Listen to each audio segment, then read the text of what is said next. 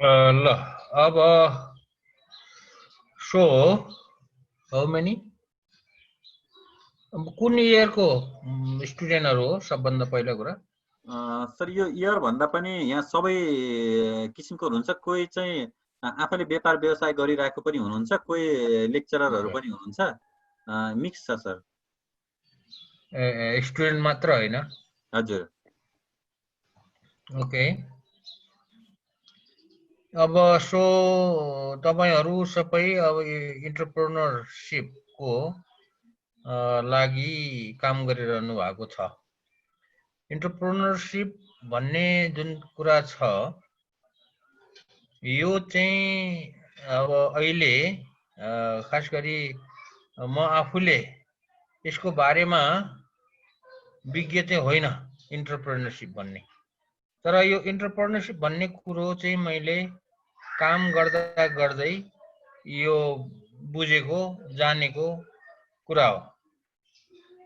र मेरो ब्याकग्राउन्ड भन्नुपर्दाखेरि सो माई ब्याकग्राउन्ड चाहिँ के हो भने अब अमेरिकाबाट म पढेर नेपाल फर्केँ। नेपाल फर्केपछि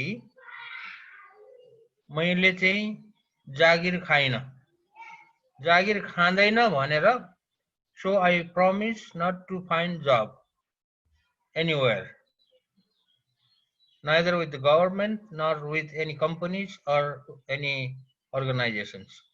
कुनै पनि कसैको पनि जागिर नखाने नेपालमा, मैले भनेको जागिर नखाने भनेको नेपालमा गएर जागिर नखाने भनेर चाहिँ म चाहिँ नेपालमा आएर अब आई स्पेन्ड लाइक अहिले त 28 इयर्स भयो, 28 वर्षसम्म म चाहिँ गाउँ गाउँमा काम गरिरहेको छु र यो जागिर चाहिँ खाएको छैन। त्यस कारणले यो इन्टरप्रेन्योरसिप भनेको चाहिँ के हो भने यो चाहिँ जागिर खाने कुरो होइन। यो कसैले अब पढेर अथवा केही गरेर जागिर खान चाहन्छ भनेदेखि ऊ चाहिँ जागिरै हुन्छ। जागिरै हुन्छ। जागिरै भएपछि कसैको काम गर्नुपर्छ र कसैको काम गरेपछि तलब दिन्छ र तलब दिएपछि हामीले उसको भनाइमा मात्रै काम गर्नुपर्ने हुन्छ र आफ्नो जो दिमाग लगाउनु पर्ने हो आइडियाज हैन त्यो चाहिँ कम हुन्छ। आफ्नो दिमागको चाहिँ केही गर्न खोजिरहेको कुराहरुमा चाहिँ केही गर्न सकिदैन। त्यस कारणले इन्टरप्रेन्योर हुनेहरूले चाहिँ म के भन्छु भने जागिर खाने मनस्थिति बनाउनु हुँदैन। जागिर पनि खान्छु इन्टरप्रेन्योर पनि हुन्छु भनेर if you want to be both like if you want to be entrepreneur and if you want to be job holder हैन त्यो चाहिँ त्यो हुन सक्दैन। अथवा होला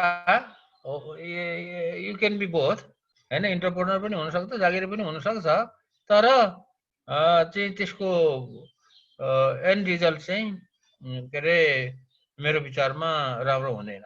अब कोही कोही होला कसैले जागिर पनि गर्ने अनि इन्टरप्रेन्योर पनि गर्ने एक्सेप्सनल हैन मान्छेहरु होलान् तर generally speaking so either you have to choose to be entrepreneur or you have to choose to be जागिरे जब होल्डर।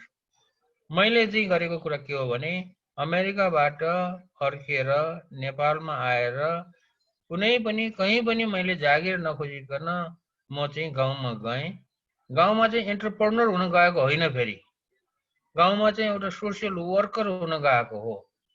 गाउँको सेवा गर्ने समाजको सेवा गर्ने भनेर अथवा यो कम्युनिटी डेभलपमेन्टको लागि जे गर्न सकिन्छ त्यो गर्ने भन्ने हिसाबले चाहिँ म गएको हो र गएर जाँदाखेरि मलाई चाहिँ केही पनि थाहा थिएन। जो अमेरिकामा मैले पढेँ र यो किताबको पढियो किताबमा धेरै कुराहरू पढिन्छ कलेज पढ्दाखेरि युनिभर्सिटी पढ्दाखेरि र खास गरी इन्टरप्रेनर हुन चाहने मान्छेहरूले मेरो विचारमा चाहिँ यो पढेर मात्र हुँदैन इन्टरप्रेनर हुने मन्त्र चाहिँ केही कुराहरू आइडियाहरू you can find from the book किताबबाट पाउन सकिन्छ होला तर चाहिँ किताब पढेर मात्रै कोही पनि इन्टरप्रेनर हुँदैन र इन्टरप्रेनर हुनको लागि एकदमै फोकस भएर चाहिँ काम गर्नुपर्ने हुन्छ कुन विषयमा आफू इन्टरप्रेनर हुने हो त्यो विषयमा चाहिँ लागु हुनुपर्छ र यो इन्टरप्रेनर भन्ने कुरा त मैले धेरै पछि सिकेको हो गाउँमा चाहिँ सोशल वर्क गर्न थालेँ मैले गाउँको स्कुलहरूमा एउटा एज अ भोलिन्टियर पढाउन थालेँ अनि गाउँमा चाहिँ डिफ्रेन्ट प्रोजेक्टहरू खास गरी इन्कम प्रोड्युसिङ प्रोजेक्टहरू चाहिँ स्टार्ट गर्नको लागि मैले सहयोग गरेँ मैले सहयोग गरेको इन्कम प्रोड्युसिङ प्रोजेक्टहरूमा जस्तो कि चौरी पाल्ने एउटा चौरीको गोठहरू बनाउने चिज बनाउने अनि फलफुलबाट जाम बनाउने ह्यान्डमेड पेपर हाते कागजहरू बनाएर चाहिँ के अरे बेच्ने अनि यो मौरी पाल्ने यो कपडाहरू यो अल्लोबाट कपडा बुन्ने थुप्रै किसिमको इन्टरप्रेनर को लागि इन्टरप्रेनर यो इन्कम जेनेरेसनको लागि कामहरू गरियो र त्यो चाहिँ मैले मेरो लागि गरेको होइन त्यो चाहिँ फर द कम्युनिटीको लागि मैले चाहिँ ती कामहरू गरिदिएको हो र कम्युनिटीहरूसँग मिलेर गरेको हो र गाउँमा गाउँलेहरूलाई चाहिँ 2-4 पैसा आम्दानी हुने कामहरू चाहिँ मा चाहिँ सहयोग चाहिँ गरेको हो so I was not entrepreneur by myself म आफै इन्टरप्रेनर त थिएन तर I help people to become entrepreneur on a small scale थोरै मात्रामा भए पनि केही आम्दानी हुने किसिमको कामहरू गरियो अब मैले चाहिँ टुरिज्मको सेक्टरमा पनि काम गरिरहेको छु अझै पनि कि यो रुरल एरियाहरूमा ग्रामीण क्षेत्रहरूमा पर्यटकहरूलाई कसरी एट्र्याक्ट गर्ने र उनीहरूलाई चाहिँ के अरे गाउँलेहरूलाई चाहिँ इन्कमको सोर्स बनाउने भन्ने किसिमको टुरिज्म प्रोग्राम्सहरू पनि सुरु गरियो अनि यो कामहरू गर्दै जाँदाखेरि गाउँमा चाहिँ मैले वायरलेस नेटवर्किङ गरेर इन्टरनेटहरू पुर्याउने काम पनि गरेँ तर त्यो वायरलेस नेटवर्किङको जुन काम छ इन्टरनेट पुर्याउने काम छ यो चाहिँ बिजनेसको रूपमा गरेको चाहिँ होइन यो चाहिँ प्योरली सोसियल वर्कको रूपमा गरेको हो किनभने आजभन्दा 20 वर्ष अगाडि जुन समयमा मैले चाहिँ वायरलेस नेटवर्किङ गरेर बनाएर गाउँमा इन्टरनेटहरू पुर्याउन थाले त्यति बेला नेपालको कुनै पनि गाउँमा मोबाइल अथवा टेलिफोन इन्टरनेटको त कुरै छाडौँ मोबाइल र टेलिफोन पनि थिएन त्यस कारणले त्यो काम सुरु गरेको हो अब यो सबै चिजहरू चाहिँ गर्दै जाँदाखेरि मैले चाहिँ so I was very busy म धेरै बिजी पनि भयो हैन अनि भाइले भने जस्तो अब विभिन्न किसिमको अवार्डहरू हैन अशोका फेलो भनेको चाहिँ के हो भन्दाखेरि यो चाहिँ एन्टरप्रेन्योरशिपको सोशल एन्टरप्रेन्योरशिपको लागि दिइने चाहिँ एउटा फेलोशिप हो त्यो पनि पायो अब अरू अवार्डहरू पायो अब यो सबै कामहरू के त भन्दाखेरि मैले चाहिँ एकैचोटि गरेको होइन कि अब धेरै वर्षमा लगाएर कामहरू गर्दै जाँदाखेरि अवार्डहरू चाहिँ पाउँदै गरेको हो मेरो ब्याकग्राउन्ड चाहिँ वास्तवमा त्यही हो कि म चाहिँ purely I work for 20 at least 20 years भन्दा पनि बढी भयो द्याट अहिले त अमेरिकाबाट म आएको पनि 28 इयर्स भयो र यसरी चाहिँ purely staying in the village म काठमाडौँमा त आउनै थिएन, वर्षमा चाहिँ 2-3 पल्ट आउँथ्यो होला काठमाडौँमा। सधैँ नै गाउँमा नै बसेर एकदमै डेडिकेटेड भएर काम गरेर चाहिँ 20 वर्ष जति काम गरे। काम गरेपछि अब मलाई चाहिँ एउटा कुरा चाहिँ के लेसन मैले भन्छु, आई लर्न अ लेसन, एउटा पाठ चाहिँ मैले सिकेँ यो सोसियल वर्क गरेर, त्यो पनि 20 वर्षसम्म सोसियल वर्क गर्दाखेरि।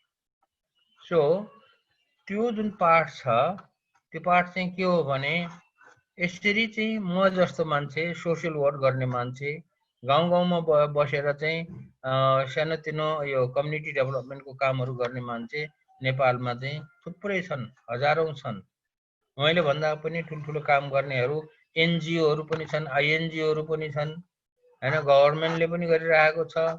तर यसरी चाहिँ नेपाल चाहिँ को चाहिँ इकोनोमिक डेभलपमेन्ट हुँदैन भन्ने कुरो चाहिँ मैले चाहिँ रियलाइज गरेँ। सो तपाईहरु मेरो यो भनाइसँग सहमत नहुन पनि सक्नुहुन्छ, सहमत भएन भने पनि ठिकै छ। तर हामीले गरिरहेको कुरा के हो भने इकोनोमिक डेभलपमेन्टको लागि, यो इकोनोमिक डेभलपमेन्टको लागि सोसियल वर्क गरेर अथवा सानोतिनो के अरे यो एन्टरप्रेन्योरशिपको काम गरेर चाहिँ यो इकोनोमिक डेभलपमेन्ट चाहिँ हुँदो रहेछ भन्ने कुरो चाहिँ मैले चाहिँ आई रियलाइज दैट। त्यसकारणले गएको 6-7 वर्षदेखि मेरो फोकस मोस्टली मेरो फोकस चाहिँ केमा छ भन्दाखेरि नेपालको इकोनोमिक डेभलपमेन्ट गर्नको लागि के कसरी गर्न सकिन्छ भन्ने विषयमा चाहिँ मेरो फोकस छ। र त्यो फोकस अनुसार चाहिँ मैले आफूले जानेको सिकेको पाठ चाहिँ के हो भने नेपालको इकोनोमिक डेभलपमेन्ट गर्नको लागि नेपालमा बढी भन्दा बढी एन्टरप्रेन्योरहरु जन्माउनु पर्छ, अथवा नेपालले चाहिँ व्यापार गर्न सिक्नु पर्छ इकोनोमिक डेभलपमेन्ट हुनको लागि, हैन। विदाउट हैन के अरे making money nobody in the world has become हैन रिच। पैसा कमाएको त छैन। पैसा कमाउनको लागि अथवा देशको इकोनोमिक डेभलपमेन्टको लागि जोसुकैले पनि, मैले त नेपाललाई मात्र भनेको होइन, जोसुकैले पनि पैसा कमाउनु पर्छ। जो चाहिँ अहिले हामीले भनिरहेका छौं धनी देशहरू भनिरहेका छौं, develop countries are develop countries because they made money, उनीहरूले पैसा कमायो। अनि poor countries are poor because they did not make money. It's a simple, त्यसो इट्स अ सिम्पल फर्मुला भयो। त्यसकारणले यो सिम्पल फर्मुला के हो भने गरिब देशलाई धनी देश बनाउनको लागि त्यो देशले चाहिँ व्यापार गर्न सिक्नु पर्छ, हैन, कमर्स एन्ड ट्रेड हुनु पर्यो। त्यो गर्नको लागि एन्टरप्रेन्योरहरु जन्माउनु पर्यो। एन्टरप्रेन्योर जन्माएन भनेदेखि त्यो देशको चाहिँ विकास हुँदैन। र नेपालको विकास नहुने कारण नै के हो त भन्दाखेरि नेपालमा एन्टरप्रेन्योर चाहिँ छैन, नेपालको मा चाहिँ एन्टरप्रेन्योरशिपको विकास भएको छैन। यो अहिले तपाईहरुले जुन यो युनिभर्सिटीमा एन्टरप्रेन्योरशिपको बारेमा क्लासहरु लिइरहनु भएको छ, कुराहरु गरिरहनु भएको छ र एन्टरप्रेन्योरशिपको बारेमा अलिअलि वर्षभर सभा कन्फरेन्सहरु पनि हुन्छन्, हैन। अब यो कुरा चाहिँ त धेरै भएको छैन, यो कुरा भएको त। र जति पनि एन्टरप्रेन्योरशिपको कुराहरु भइरहेको छ अहिले मुखले मात्रै भइरहेको छ, व्यवहारमा चाहिँ यो भइरहेको छैन। यो एन्टरप्रेन्योरशिप भन्ने कुरो पढेर हुने कुरा होइन, यो चाहिँ गरेर हुने कुरा हो। सो यो किताबमा मात्रै पढेर कोही पनि एन्टरप्रेन्योरशिप बन्दैन, एन्टरप्रेन्योर बन्दैन। किताबमा कसरी एन्टरप्रेन्योर हुने के गर्ने भन्ने पढेर कोही पनि एन्टरप्रेन्योर हुनेवाला छैन। जबसम्म हामीले नेपालमा एन्टरप्रेन्योरहरु as many entrepreneurs as possible चाहिँ उत्पादन गर्दैनौं तबसम्म नेपालको इकोनोमिक डेभलपमेन्ट हुँदैन इकोनोमिक डेभलपमेन्ट नभएपछि के हुन्छ त भन्दाखेरि नेपाल चाहिँ गरिब नै रहन्छ। अब इन्टरप्रेन्योरहरू नभएकै हुनाले के भयो त भन्दाखेरि नेपालमा कुनै चिज उत्पादन भएन। इन्टरप्रेन्योर भनेको हामी के सोच्छौँ भने चाहिँ यो बाहिरबाट कुनै सामान ल्याएर बेच्नेलाई चाहिँ इन्टरप्रेन्योर भन्छौँ। जस्तो उदाहरणको लागि भनौँ न, अब कोही एउटा कार डिलरले लो भनौँ ह्युन्डाईको अथवा टोयोटाको कार डिलरले विदेशबाट कार ल्याएर अथवा गाडी ल्याएर बेच्छ, हामी त्यसलाई इन्टरप्रेन्योर भन्छौँ। तर त्यो त रिसेलर मात्रै हो नि। तपाईँ अहिले भाटभटिनीमा जानुहोस्, भाटभटिनीमा चाहिँ ठुलो व्यापार गरिरहेको छ, करोडौँको सामानहरू बेचिरहेको छ।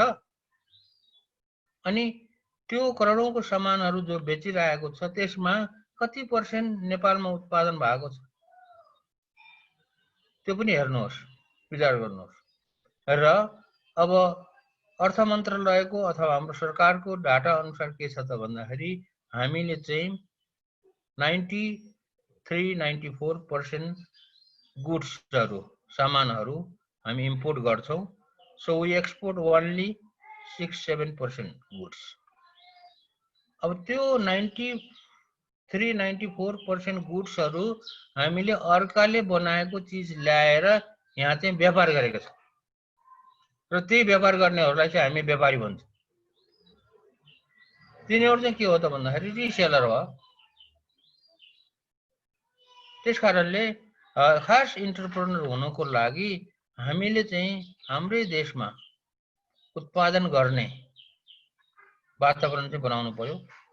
उत्पादन गर्ने किसिमको मान्छेहरू चाहिँ निकाल्न पर्यो। कुनै चिज जसको व्यापार हुन्छ, जस्तो चिज भन्नाले कुनै सामानहरू हुन सक्छ, कृषिको चिजहरू हुन सक्छ, खेतीपाती हुन सक्छ, कुनै सामानहरू हुन सक्छ। नेपालमा के भन्छ, चाउचाउ भन्छ हैन, अरू अलिअलि बिस्कुटहरू बन्छन्, अरू त भन्दैन, धेरै चिज त भन्दैन। त्यसकारणले यो सामान उत्पादन गर्ने किसिमको गरेर अथवा सर्भिस, कसैलाई सर्भिस दिनु पर्यो भने त्यो सर्भिस उत्पादन गर्ने पनि डेभलप गर्ने पनि त इन्टरप्रेन्योर भयो। यस्तो किसिमले चाहिँ यस्तो किसिमको इन्टरप्रेन्योरसिपको विकास हामीले नेपालमा गर्नु जरुरी छ। जबसम्म यस्तो किसिमको इन्टरप्रेन्योरसिपको विकास हामीले नेपालमा गर्दैनौँ तबसम्म हाम्रो चाहिँ देशको व्यापार घाटा, ट्रेड डिफिसिट घट्दैन क्या। ट्रेड डिफिसिट नघटेपछि के हुन्छ त भन्दाखेरि देशको इकोनोमिक डेभलपमेन्ट हुँदैन। ट्रेड डिफिसिट घटाउनको लागि एकदमै कमसेकम त्यो ट्रेड चाहिँ ब्यालेन्स हुनु पर्यो। इम्पोर्ट पनि हुनु पर्यो, एक्सपोर्ट पनि हुनु पर्यो। अब इम्पोर्ट मात्रै हुँदाखेरि के हुन्छ त भन्दाखेरि देशको पैसा बाहिर जान्छ। जस्तो उदाहरणको लागि लास्ट इयर नेपालमा हैन 13 खरब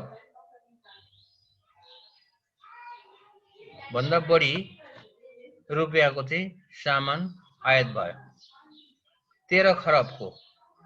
अब त्यो 13 खरब पैसा कहाँ गयो भन्दाखेरि विदेशमा गयो। तर त्यो 13 खरब पैसा कहाँबाट आयो? यो 13 खरब पैसा चाहिँ हाम्रो मध्येमा 9 खरब जति चाहिँ रेमिटेन्सबाट आयो। नेपालीहरू विदेशमा बसेर काम गरिरहेका छन्, उनीहरूले पठाएको 9 खरब रुपियाँ चाहिँ विदेशबाट आएको पैसा पनि फेरि बाहिरै गयो। So the money that came from our remittance त्यसले त केही प्रोडक्टिभ त भएन।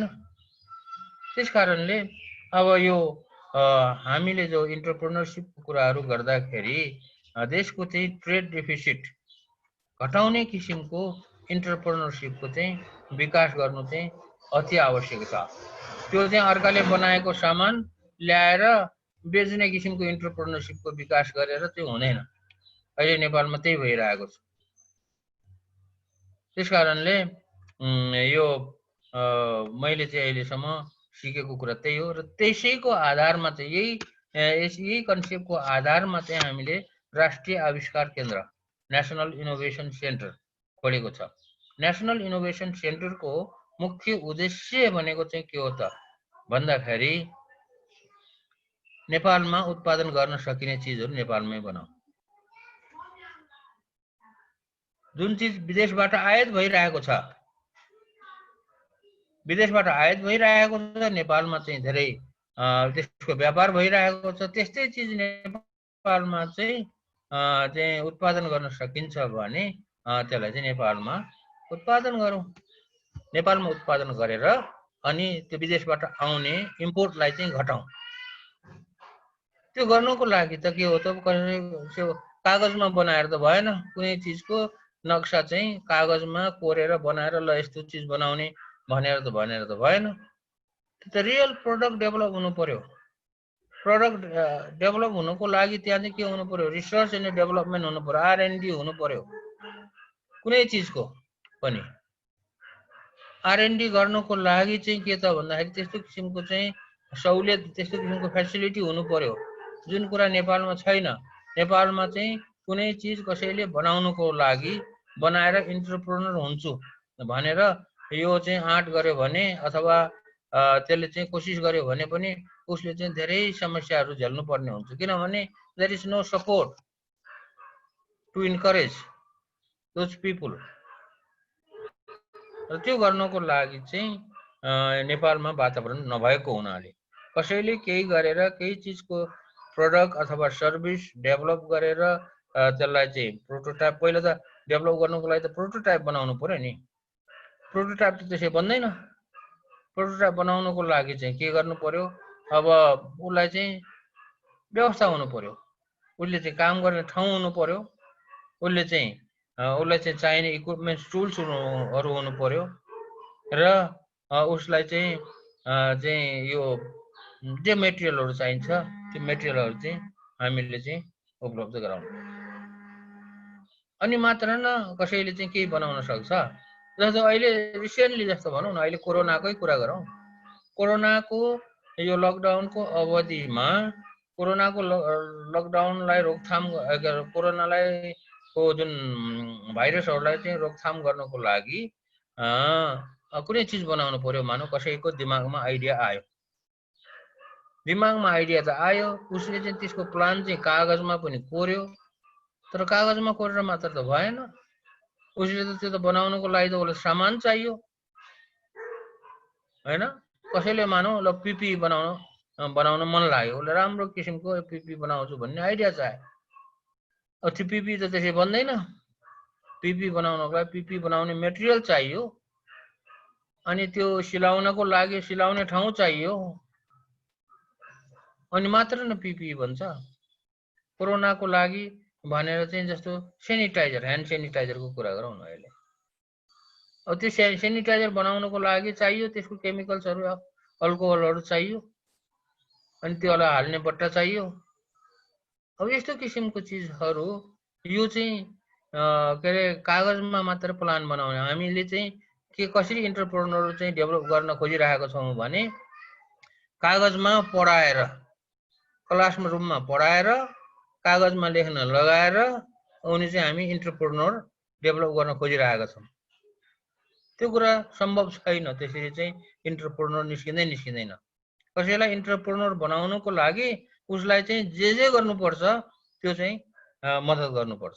त्यही कुरा अहिले हामीले राष्ट्रिय आविष्कार केन्द्रले अथवा नेशनल इनोभेसन सेन्टरले त्यही कुराहरू गरिरहेको छौँ। कसैले सानो चिज किन नहोस्, सानो चिज तर राम्रो आइडिया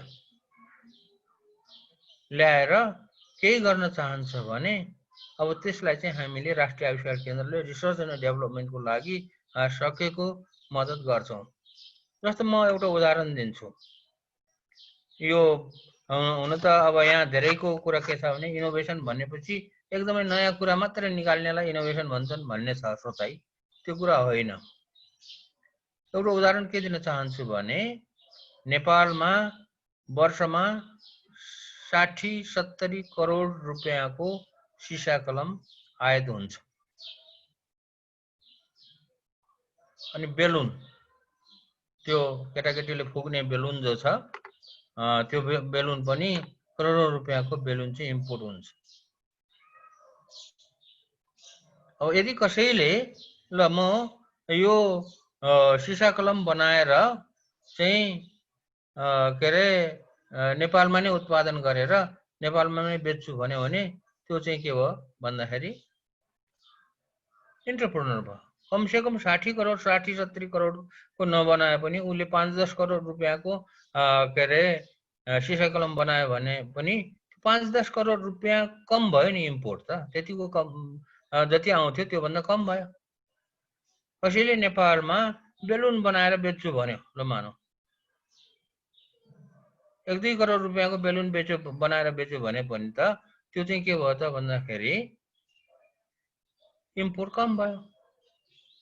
कुनै पनि चिज, यो त एउटा जस्तो उदाहरणको लागि मात्र हो।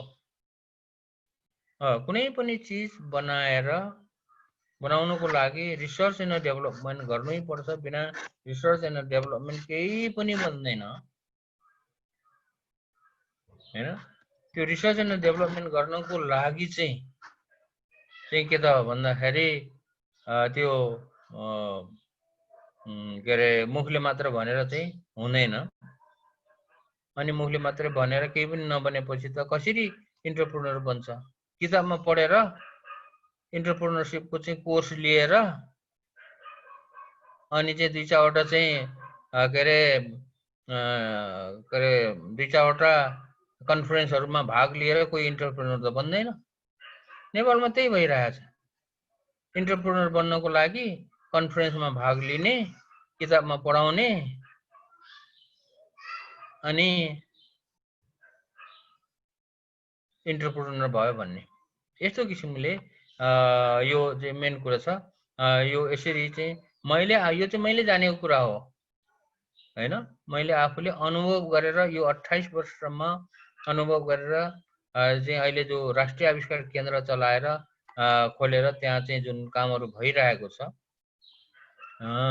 त्यहाँ चाहिँ राष्ट्रिय आविष्कार केन्द्रमा इन्टरप्रेन्योर हुनको लागि चाहिँ हामीले मद्दत गर्ने हो।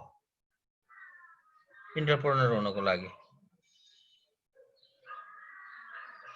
र त्यसको लागि पहिलो कुरा प्रोटोटाइप डेभलपमेन्ट गर्ने। प्रोटोटाइप डेभलपमेन्ट गर्नको लागि के चाहिन्छ भने ल अब त्यो प्रयोग गर्ने। प्रोटोटाइप डेभलप गरेर हाम्रो फेरि अर्को तरिका के छ भन्दाखेरि कुनै एउटा प्रोटोटाइप डेभलप गर्यो अनि त्यसलाई चाहिँ प्रदर्शनी एक्जिबिसनमा लग्यो, राख्यो अनि जनतालाई देखायो, त्यहाँ भन्दा अगाडि नबढ्ने चाहिँ चलन छ हाम्रो। कुनै चीजको प्रोटोटाइप डेभलप यदि राम्रो छ भने त्यो प्रोटोटाइपबाट चाहिँ प्रोडक्ट डेभलप गर्ने स्टेजमा हामी जाँदैनौँ। जबसम्म प्रोटोटाइपबाट प्रोडक्ट डेभलपमेन्ट भन्ने स्टेजमा जाँदैन तबसम्म कुनै चीज बन्दैन। अनि त्यो प्रोडक्ट डेभलप गरेर मात्र पनि हुँदैन, त्यो डेभलप भएको प्रोडक्टलाई चाहिँ प्रोडक्सन गर्नु पर्यो। प्रोडक्सन गर्नको लागि चाहियो, फेरि कल कारखाना चाहियो, लगानीकर्ता चाहियो, इन्भेस्टरहरु चाहियो। यो सबै कुराको चाहिँ एउटा साइकल हुन्छ, एउटा चेन हुन्छ भनौँ न। त्यो चेन हुन्छ, पहिला प्रोटोटाइप डेभलप गर्ने, अब त्यसपछि सेकेन्ड स्टेप भनेको चाहिँ त्यो प्रोटोटाइप डेभलप भयो भने त्यसलाई चाहिँ प्रोडक्ट डेभलप गर्ने, अनि प्रोडक्ट डेभलप गरेपछि चाहिँ अब त्यसलाई चाहिँ कमर्सियलाइज गर्ने। यो स्टेप चाहिँ स्टेप बाइ स्टेप जानुपर्ने कुरा हो। अनि इन्भेस्टर खोजेर त्यसलाई चाहिँ प्रोडक्सन गरेर मास प्रोडक्सन गरेर मार्केटमा ल्याएपछि बल्ल इन्टरप्रेन्योर भयो। खास हुने हो भने यही कुरा हामीले चाहिँ राष्ट्रिय आविष्कार केन्द्रले फोकस गरिरहेको छ। अब भाइहरुको केही नयाँ प्रश्नहरु छ भने, जिज्ञासाहरु छ भने राख्नुहोस्। यो चाहिँ मैले कोही किताब पढेर केही गरेर चाहिँ भनेको छैन। मैले म चाहिँ त्यस्तो किसिमको पढाइया मान्छे पनि होइन हैन। यो त मेरो आफ्नो अनुभवले र अहिले नेपालमा जे भइरहेको छ त्यो कुरा त्यो देखेर, पढेर होइन, यो देखेर सिकेर मैले चाहिँ भनिरहेको हो। लो अब तपाईहरु मैले भनेको कुरामा सहमत हुनुपर्छ भन्ने पनि छैन, ठिकै छ सहमत भएन भने, बट लेट्स शेयर आइडियाज। मैले केही कुराहरु गल्ती गरेको छ भने तपाईहरुले भन्न सक्नुहुन्छ यहाँ यस्तो गल्ती भयो भनेर, त्यो पनि ठीक छ। लो अब प्रश्न सोध्ने पालो चाहिँ तपाईहरु। धेरै धेरै धन्यवाद महावीर सरलाई। पार्टिसिपेन्टहरुले क्वेशन च्याट बक्समा लेख्नु होला र म त्यो क्वेशन्सहरु चाहिँ महावीर सरलाई म पढेर सुनाउँछु। त्यसै एउटा क्वेशन चाहिँ यो एन्टरप्रेन्योरशिपको लागि नेपालको अवस्था तपाईले कस्तो देख्नु भएको छ? यो नेपाल कता एन्टरप्रेन्योरशिपतिर सही दिशामा जाँदैछ कि कस्तो छ होला? त्यही त एन्टरप्रेन्योरशिपको लागि नेपाल सही दिशामा गएको भएदेखि त, जाँदै गरेको भएदेखि त राम्रो हुन्थ्यो। यो त जाने छाट पनि देखिएको छैन के, हैन? बल्ल बल्ल अब 2-4 वर्ष भयो, केही वर्ष भयो, 5-7 वर्ष बल्ल एन्टरप्रेन्योर भनेको के हो भन्ने कुरो मान्छेहरूले त्यो शब्द मात्रै शब्दसँग परिचित भइएको छ के यहाँ चाहिँ, हैन? अब यो एन्टरप्रेन्योरशिप भन्ने कुरा नेपालमा सम्भव छ कि छैन भन्ने जुन कुरा छ, एन्टरप्रेन्योरशिप भन्ने कुरा त जहाँ चाहिँ अभाव छ त्यहाँ फैलिने कुरा हो। यो गरिब मुलुकमा एन्टरप्रेन्योरशिपको विकासको लागि ठुलो मौका, एकदमै उब्जाउ जमिन भने जस्तो फर्टाइल ग्राउन्ड फर एन्टरप्रेन्योरशिप। जहाँ चाहिँ विकसित देश छ ल मानौँ न, विकसित देश छ भने त्यहाँ पहिले नै अनेकौं किसिमको एन्टरप्रेन्योरशिपको कामहरू भइरहेको छ। अमेरिका भनौँ अथवा जापान भनौँ। अब त्यहाँ चाहिँ कसैले कुनै नयाँ आइडिया लिएर केही न केही एन्टरप्रेन्योरशिप गर्छु भन्यो भने so they have to struggle so hard. तर नेपाल त्यहाँ त सबै चिज भइरहेको छ, नेपालमा त केही पनि भइरहेको छैन। त्यसकारणले नेपाल त एकदमै राम्रो अपर्च्युनिटी भएको देश हो। नेपाल जस्तै गरिब देशहरू, जति पनि गरिब देशहरू छन्, एन्टरप्रेन्योर कसैले म साँच्चैकै एन्टरप्रेन्योर हुन्छु भन्यो भने भन्छ भने यो चाहिँ एकदमै राम्रो अपर्च्युनिटी चाहिँ हो। र त्यो अपर्च्युनिटी चाहिँ अब त्यो अगाडि नबढ्ने एउटा मुख्य कारण चाहिँ के छ त भन्दाखेरि खास गरी गभर्नमेन्ट पोलिसी एउटा हो। गभर्नमेन्ट पोलिसी भन्दाखेरि पनि एन्टरप्रेन्योर बनाउने जुन कल्चर छ, हाम्रो यो एउटा संस्कार छ, त्यो संस्कार चाहिँ छैन। We don't have that culture, हैन? टु प्रोड्युस एन्टरप्रेन्योरहरू उत्पादन गर्नुपर्छ भन्ने हाम्रो नेपालको संस्कारमा छैन। त्यो अहिले नभएको होइन, त्यो उहिलेदेखि, उहिले बाजे बराजे धेरै पहिलादेखि, हन्ड्रेड्स अफ इयर्स देखि नै यो के अरे एन्टरप्रेन्योर बन्नुपर्छ भन्ने किसिमको कल्चर नेपालमा छैन। त्यस्तो किसिमको विकास पनि भएको छैन। बल्ल हामी कुरा गर्दैछौँ। जस्तो उदाहरणको लागि आजभन्दा झन्नै अब 30 वर्ष भनौँ न, अथवा 20-25 वर्ष जति अगाडि अब नेपालीहरू विदेशमा जाने चलन एकदमै कम थियो, हैन? Most of the people were living in the mountain villages producing something to it. सबैको जग्गा हुन्थ्यो, सानो सानो जग्गा हुन्थ्यो, सबैले त्यही चाहिँ केही न केही उत्पादन गर्थे आफ्नो ठाउँ अनुसार, र त्यो उत्पादन गरेको चिज चाहिँ खाएर निर्वाह गर्थे, हैन? कसैले पनि चाहिँ त्यो खेतमा उत्पादन, बारीमा उत्पादन हुने चिज भन्दा अरू बढी चिज उत्पादन गरेर त्यसको व्यापार गरौँ भनेर कसैको पनि दिमागमा आउँदैन थियो। सबै त्यत्तिकैमा चाहिँ के छ त भन्दाखेरि उनीहरू चाहिँ त्यत्तिकैमा सन्तुष्ट थिए। अब त्यसले गर्दाखेरि के भयो भन्दाखेरि मान्छेहरूमा यो एन्टरप्रेन्योरशिप भन्ने कुरो गाउँघरमा नेपाली कल्चरमा चाहिँ यो डेभलप भएन। अब जब नेपालमा राणा शासन सिद्धिएपछि बिस्तारै बिस्तारै स्कुलहरू खोल्न थाल्यो, अब मान्छेहरूले कलेज पढ्न थाले हैन, स्कुल पढ्न थाले। अब त्यसपछि के भयो भन्दाखेरि यो चाहिँ एउटा किसिमको चाहिँ मान्छेको दिमाग, हाम्रो नेपालीहरूको दिमागमा के आयो भने अब पढेपछि जागिर खाने भन्नेतिर लाग्यो। पढेपछि इन्टरप्रेनर हुने भन्ने त कसैको दिमागमा आएन। अनि पढ्ने अनि जागिर खाने। एसएलसी पास गर्यो भने कुनै न कोही जागिर पाउँथ्यो पहिला। अनि त्यो जागिरले जागिर खाने भन्ने र त्यो कुरा अहिलेसम्म पनि छ। अहिलेसम्म पनि कलेज पढ्ने, युनिभर्सिटी पढ्नेहरूको आमाबाउको हरेक चाहिँ विद्यार्थीको आमाबाउको मुख्य उद्देश्य चाहिँ के हुन्छ भने छोराछोरीलाई पढाउने र जागिर खुवाउने।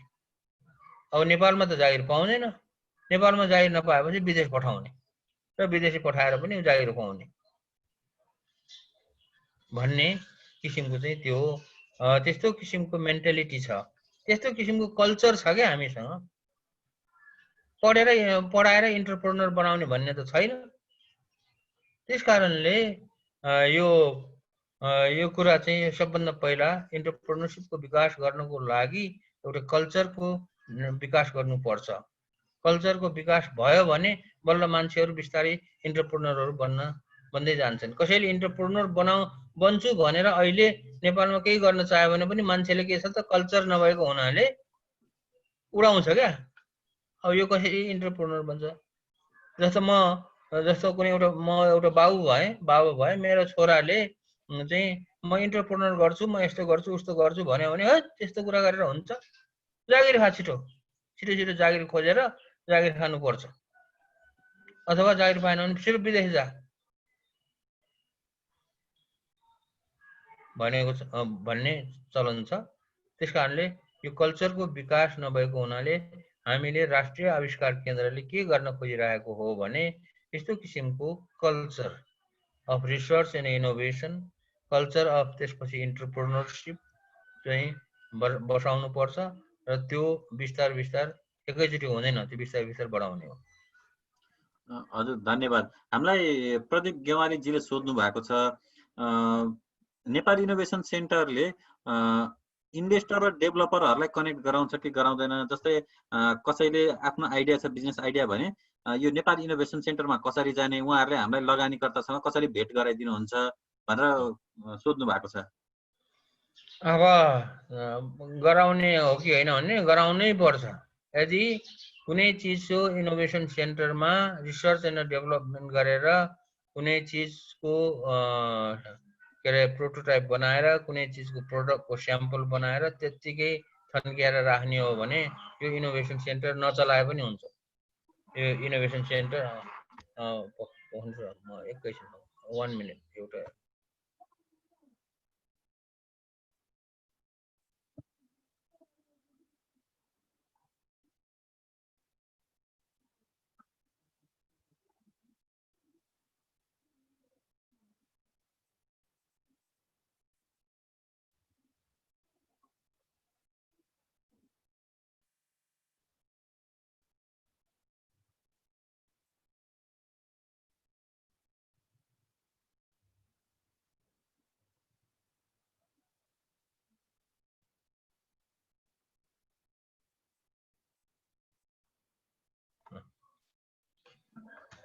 सो त्यही हो कि अहिले नेपालमा यस्तो किसिमको पहिला कुरा रिसर्च एन्ड डेभलपमेन्ट गर्नुपर्छ गर्ने भन्नेलाई सहयोग गर्ने वातावरण नै छैन।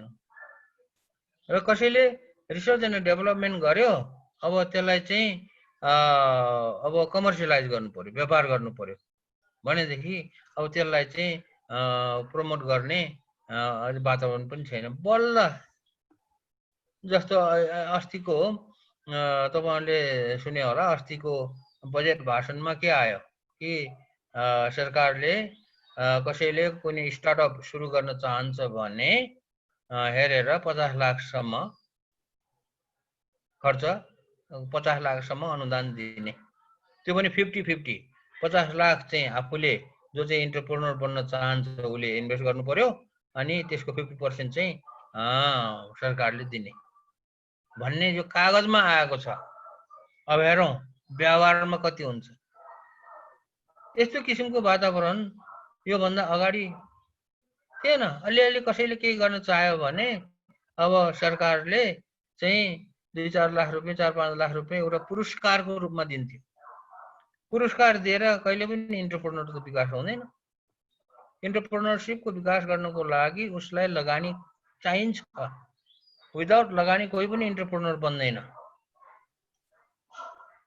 यहाँ नेपालमा चाहिँ के देखिन्छ भने म इन्टरप्रेन्योर हुँ भन्छ, केही पनि गरेको छैन। त्यस्तो मान्छेहरू पनि इन्टरप्रेन्योर भनेर आफूलाई भनिरहेको छ। त्यसकारणले राष्ट्रिय आविष्कार केन्द्रले के गर्छ त भन्दाखेरि प्रोटोटाइप डेभलपमेन्ट, प्रोडक्ट डेभलपमेन्ट, अनि त्यसपछि त्यसको इन्टेलेक्चुअल प्रपर्टी राइटको पनि कुरा आउँछ। इन्टेलेक्चुअल प्रपर्टी राइट जसले चाहिँ गर्छ उसको चाहिँ हुनु पर्यो। जसले चाहिँ अनुसन्धान गर्छ, जसले काम गर्छ उसको हुनु पर्यो। त्यसको ट्रेडमार्क हुन्छ भनौँ न, प्याटेन्ट राइट हुन्छ। त्यो पनि सुनिश्चित गरिदिनु पर्छ राष्ट्रिय आविष्कार केन्द्रले। हामीले गरिदिने भनेका छौँ। अनि त्यसपछि राष्ट्रिय आविष्कार केन्द्र कुनै एउटा बिजनेस हाउस त होइन, कुनै ठुलो व्यापारी त होइन। यसले चाहिँ यो हामीले भनिरहेको छ कि इन्भेस्टरहरूलाई ल हाम्रो यो आविष्कार केन्द्रलाई तपाईहरूले मद्दत गर्ने भनेको, सबैभन्दा ठुलो मद्दत भनेको यहाँ निस्किएको चिजहरूलाई तपाईहरूले इन्भेस्ट गरेर त्यसलाई कमर्सियलाइज गरिदिनुहोस् र हाम्रो यो रिसर्च गर्ने भाइ बहिनीहरूलाई चाहिँ इन्टरप्रेन्योर बनाउनुहोस् भनेर भनिरहेको छ। त्यसकारणले यो भाइले जो सोधेको प्रश्न छ यो चाहिँ त्यही हो। त्यसको उत्तर के हो भने हामीले चाहिँ सकेसम्म इन्भेस्टरहरू खोजिदिने अनि के गर्न मद्दत गर्न सकिन्छ सकिने। अब इन्भेस्टर खोज्दाखेरि राम्रो आइडिया छ, नेपाली इन्भेस्टरहरूले चाहिँ अलि हिचकिचायो ल मानौ, त्यसमा लगानी गर्न हिचकिचायो भने त्यसलाई विदेशी इन्भेस्टरहरू पनि त कहीँ छ भनेर खोजिदिनु पर्यो नि त। विदेशमा पनि बस्नेहरूलाई इन्भेस्टरहरू खोज्नु पर्यो। जस्तो हो, एउटा उदाहरण दिने हो भने त्यो विदेशी मुलुकको मान्छेहरू पनि राम्रो आइडिया छ भने उनीहरूले राम्रो आइडियालाई किन्छन्, मजासँग किन्छन्। दोस्रो कुरो, हाम्रो एनआरएनएहरूले पनि गैर आवासीय नेपाली जुन सङ्गठन छ एनआरएनए, उनीहरूले पनि हुन त अब व्यवहारमा कतिको लागू गर्छन्, के गर्छन्, उनीहरूले पनि मलाई भनिरहेको छ कि राम्रो आइडिया ल्यायो भने भन्नुहोस् हामी लगानी गर्छौँ दाइ भनेर गफ त लगाइरहेछन्। त्यस कारणले त्यो चाहिँ भाइले भनेको कुरा चाहिँ एकदमै जरुरी छ। हजुर, मैले यसैमा अर्को एउटा प्रश्न जोडे, सुभाष गुप्ताजीको यहीसँग रिलेटेड छ। उहाँले भन्नुभएको छ यो नेपाल इनोभेसन सेन्टर काठमाडौँमा मात्रै छ, अब दूरदराजका गाउँहरूमा जहाँ आइडियाहरू हुन्छन् उहाँहरूले चाहिँ तपाईँलाई कसरी सम्पर्क गर्ने, केही योजना बनाउनु भएको छ अरू प्रदेशहरूमा खोल्ने भनेर सोध्नु भएको छ। यो नेसनल इनोभेसन सेन्टरले भनेको चाहिँ यो एउटा युनिभर्सिटी खोलेको होइन, कुनै ठाउँमा जम्मा गरेर विद्यार्थीलाई पढाउने भने जस्तो होइन यो चाहिँ। र यो इनोभेसन सेन्टर भनेको चाहिँ यो अहिले सुरुवात गर्दाखेरि भर्खरै जन्मेको छ। यो भर्खरै 2 वर्षको बच्चा कत्रो हुन्छ भन्नुहोस् त। एउटा मान्छे जन्मेर 100 वर्ष बाँच्छ। यो आविष्कार केन्द्रको काम त यो त 100 वर्ष बाँच्छ, 200-400 वर्ष बाँच्छ भने एउटा बच्चा जन्मेको बच्चा 2 वर्षमा कत्रो हुन्छ? 2 वर्षमा त भर्खर बोल्न खटाखुटु बोल्न सुरु गर्छ, अलिअलि बोल्न सुरु गर्छ। यस्तै अवस्था छ। हामीले भनिरहेको कुरा के छ भने इनोभेसन सेन्टर भनेको अथवा यो अनुसन्धान आविष्कार गर्ने भनेको जसले जहाँ बसेर गरे पनि हुन्छ। यो स्कुल पढ्ने, कलेज पढ्ने जस्तो, युनिभर्सिटी पढ्ने जस्तो युनिभर्सिटीमा गएर भर्ना भएर त्यहाँको क्लासरुममा बसेर गर्ने भन्ने हुँदैन यहाँ। अनि अर्को कुरा, गाउँलेको कुरा ल्याउनु भयो भाइले। यो इनोभेसन सेन्टरमा काम गर्नको लागि शैक्षिक प्रमाणपत्र चाहिँदैन, शैक्षिक योग्यता सोध्दा पनि सोध्दैनौँ हामीले। कसको कस्तो कति पढेको छ हैन, अथवा यतिसम्म पढेको हुनुपर्छ, यस्तो ब्याकग्राउन्डको हुनुपर्छ भन्दैनौँ। जसले जेसुकै पढेको होस् अथवा नपढेको होस्, उसले चाहिँ राम्रो आइडिया छ भने हामीले त्यसलाई सपोर्ट गर्ने हो। सपोर्ट के को लागि गर्ने? रिसर्चको लागि सपोर्ट गर्ने, त्यसको प्रोटोटाइप डेभलप गर्नको लागि सपोर्ट गर्ने। अनि त्यसलाई जागिर दिने भनेको होइन नि। रिसर्च एन्ड डेभलपमेन्टको लागि सपोर्ट गर्ने, आर्थिक सपोर्ट गर्ने, ठाउँ चाहियो भने ठाउँको व्यवस्था गरिदिने। अब ठाउँ भन्नाले काठमाडौँमा व्यवस्था गरिदिने भनेको होइन। कसैले गाउँमा बसेर केही गर्न चाहन्छ भने त्यही ठाउँ खोजिदिने। ल मानौ चाहिँ उता सुदूरपश्चिमको कोही मान्छेले त्यतातिर राम्रो आइडिया ल्यायो र उसको आइडिया चाहिँ राम्रो छ भने उसलाई काम गर्नको लागि त्यो सुदूरपश्चिमको मान्छे यहाँ काठमाडौँ त आउनु परेन आविष्कार केन्द्रमा, अथवा सुदूरपूर्वको मान्छे पनि आउनु परेन। जसले जहाँ जे छ त्यही काम गरेर त्यसको चाहिँ रिसर्च चाहिँ गर्नको लागि वातावरण मिलाइदिने। चाहे त्यो अब ठाउँ भनेको चाहिँ के भन्दाखेरि त्यहाँ चाहिँ पनि अर्को आविष्कार केन्द्र बनाउने भनेको त होइन। ठाउँ भनेको उसले आफ्नै घरमा बसेर पनि त रिसर्च गर्न सक्छ। उसको घर त्यो बसेर रिसर्च गर्ने खाले घर छैन भने उसलाई चाहिँ अलिकति राम्रो ठुलो घर चाहियो भने भाडामा लिइदिने घर भाडामा लिने बनाउँछ। अनि उसलाई चाहिँ के चाहियो? सकेसम्मको सहयोग गर। त्यस कारणले यो राष्ट्रिय आविष्कार केन्द्रमा आइडिया मात्र पेश गर्ने हो। त्यो आइडिया राम्रो आइडिया छ भने आइडिया ल्याउने भाइ बहिनीहरूले जहाँ बसेर पनि काम गर्नु सक्छ र त्यो गर्नको लागि राष्ट्रिय आविष्कार केन्द्रले आवश्यक के अरे व्यवस्था सकेसम्म गर्छ। हामी चाहिँ एकदमै सरकार जस्तो भएर अब अरबौं रुपियाँ लगानी गरेर चाहिँ त्यो एकदमै भनौँ न एकदमै ठुलो केन्द्रहरू त खोलिदिन त नसकिएला, तर काम गर्ने चाहिँ वातावरण चाहिँ बनाइदिन सकिन्छ। हजुर, हामीसँग धेरै सहभागीहरूको एकदम धेरै प्रश्नहरू छन्।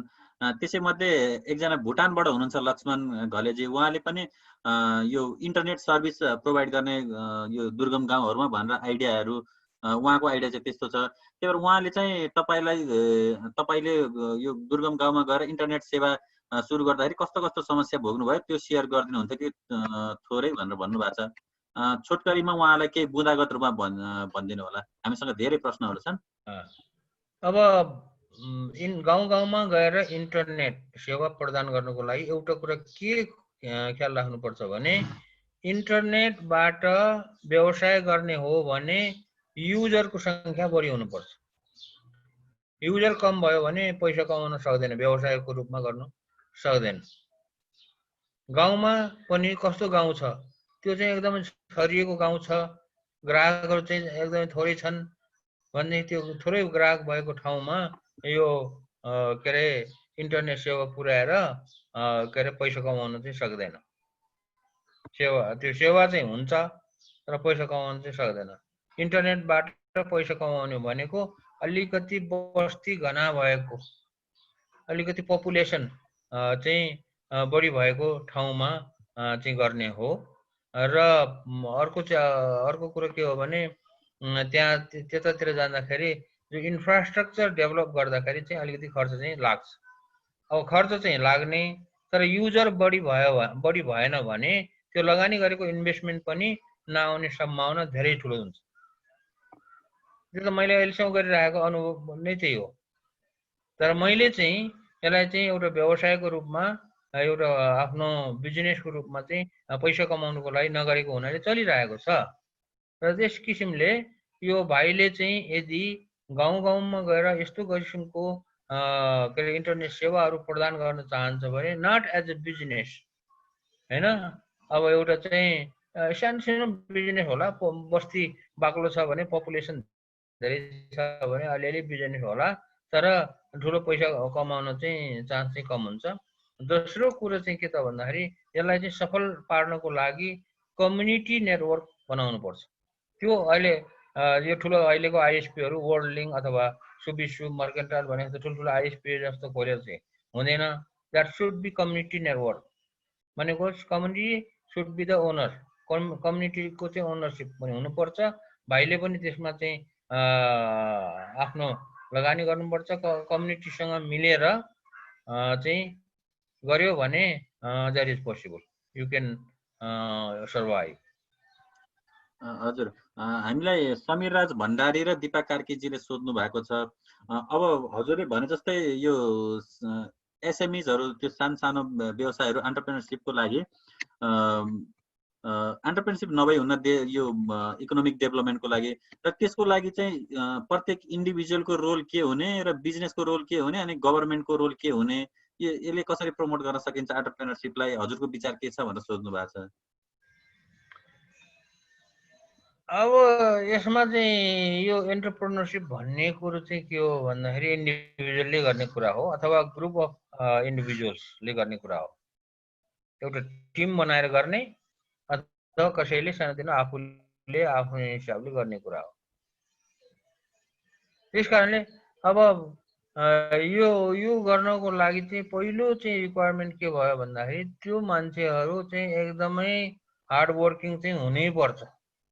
एन्टरप्रेन्योरसिप गर्छु भन्ने गफ लगाउने, काम चाहिँ ढलेउसिङ ठाडो नगर्ने हो भने, अथवा यस्तो भएन उस्तो भएन भनेर चाहिँ दोष मात्र लगाउन खोज्ने, तर समस्या मात्र देखाउन खोज्ने भनौँ न, तर समस्याको समाधान खोज्ने किसिमको पनि क्षमता हुनुपर्छ त्यो एन्टरप्रेन्योर हुनेहरूलाई, जसले चाहिँ समस्या आउँदैमा चाहिँ जो मान्छे चाहिँ डराएर भाग्छ त्यो मान्छे चाहिँ कहिले पनि एन्टरप्रेन्योर बन्नु सक्दैन। समस्या आयो भने समस्यासँग जुझ्ने, समस्यासँग नडराउने, समस्याको समाधान खोज्ने हुनुपर्छ। अब अर्को कुरा के छ त भन्दाखेरि सरकार, जहाँसँग सरकारको इन्भल्भमेन्ट हुने कुरा छ, हामी के भन्छौँ भने सरकारले मद्दत गरिदिएन हामीलाई भन्छ। सरकारले मद्दत गर्यो भने म त एन्टरप्रेन्योर बन्थेँ, सरकारले मद्दत नगरेर म एन्टरप्रेन्योर बनेन भन्ने कुरा हो। सरकारले मद्दत गर्यो भने एन्टरप्रेन्योर बन्न सजिलो हुन्छ, तर सरकारले मद्दत गर्यो भने फेरि त्यो एन्टरप्रेन्योर बन्ने मान्छे अल्छी पनि हुन्छ। त्यस कारणले एन्टरप्रेन्योर जो मान्छे छ उसले चाहिँ कसैको मुख ताकेर होइन कि आफ्नो ताकतमा, आफ्नो क्षमतामा चाहिँ अगाडि बढ्ने हो।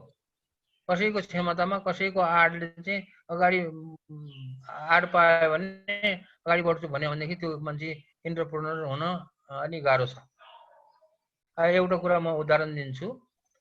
अब गएको 30 वर्षभित्रमा जब नेपालीहरू अब विदेशमा जान थाले है, किनभने 30 वर्षभन्दा अगाडि त नेपालमा पासपोर्ट पाउन त एकदम गाह्रो थियो। अहिलेको भाइ बहिनीहरूलाई थाहा छैन उति बेला कति गाह्रो थियो भनेर पासपोर्ट पाउन। अब 2046 सालको जो जनआन्दोलन भएर बहुदलीय व्यवस्था भयो, त्यसपछि के अरे पासपोर्ट पाउन खुकुलो भएको। अब जति पनि नेपालीहरू गएको यो 30 वर्षमा विदेशमा गए, उनीहरू प्रायः अलमोस्ट अल अफ देम खाली हात गएको हो नि। खाली हात गए, खाली हात गएर चाहिँ त्यहाँ चाहिँ सङ्घर्ष गरे, त्यो पनि अर्काको मुलुकमा। र अहिले निकै धेरै नेपालीहरू, सबै त होइन भनौँ न, निकै नेपालीहरू निकै नै धनी भएका छन्, एन्टरप्रेन्योर भएका छन् के, बिजनेसम्यानहरू भएका छन् नेपालीहरू। तपाईँले शेष घलेलाई त, शेष घलेको नाम त थाहा छ तपाईँहरूलाई। अनि अरू यो उपेन्द्र के हो, उपेन्द्र महतो पनि थाहा छ। यिनीहरू विद्यार्थीको रूपमा गएको हो नि।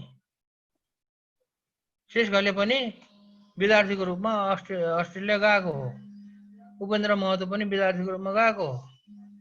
अहिले युकेमा पनि छन्, बेल्जियमतिर पनि छन्, जर्मनीतिर छन्, जापानतिर पनि बिजनेसम्यानहरू छन्।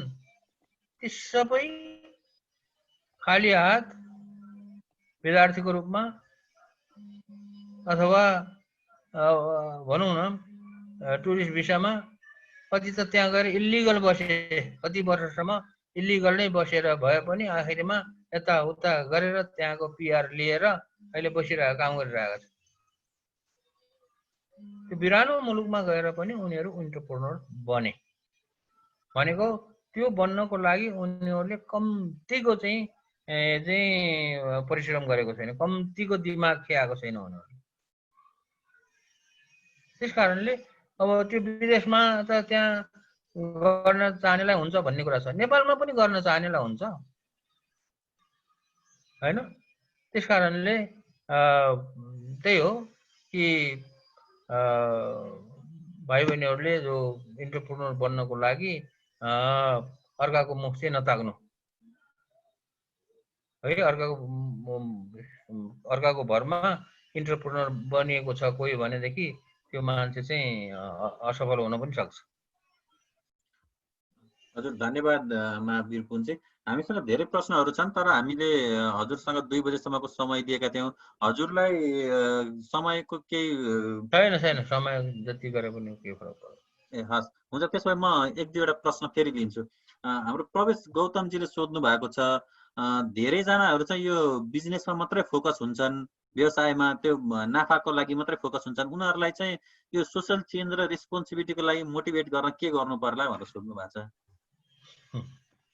त्यसको लागि त त्यो मान्छेको त्यो उबाटै हामीले गरेर केही त्यति फरक पर्दैन। ऊ मान्छेकै दिमाग हृदयबाट आउनु पर्ने हो के। कसैले अब उसलाई चाहिँ सोसियली रिस्पोन्सिबल पर्सन बनाउनु पर्यो भने हो उसलाई चाहिँ भनसुन गरेर उसलाई चाहिँ अनुरोध गरेर बन्न सक्ला, अलिअलि केही चेन्ज होला।